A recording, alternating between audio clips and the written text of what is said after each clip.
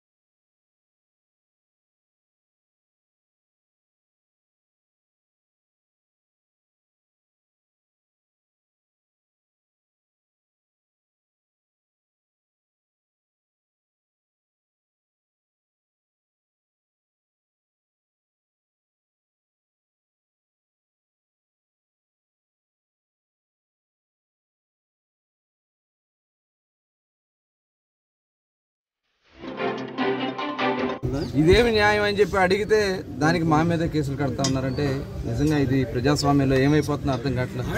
సంబంధం లేనటువంటి వాటిలో మరి వాళ్ళందరూ కూడా వచ్చి నా ఓటు వేసుకుంటే నా ఓటు హక్కు వినియోగించుకుంటే నేను వెళ్ళినప్పుడు వాళ్ళే గొడవలు సృష్టించి మరి పోలీసులే అక్కడ మీడియాతో కూడా మాట్లాడొద్దని చెప్పి తర్వాత తీసుకెళ్ళి నన్ను ఎక్కడా కూడా తిరగడానికి వీల్లేదని చెప్పి హౌస్ అరెస్ట్ అని చెప్పి రకరకాలుగా నేను అంతా కూడా నేను ఇంటి దగ్గర ఉండడం జరిగింది. అయినప్పటికీ కూడా ఈరోజు తెల్లవారుజాము నుంచి కేసు కట్టామని చెప్పి ఈరోజు నన్ను అరెస్ట్ చేయడానికి ముందుకు వచ్చారు. ఇది చాలా అప్రజాస్వామికం. నిజంగా ఇలాంటి దౌర్భాగ్యమైనటువంటి పరిస్థితి గతంలో ఎప్పుడు లేదు.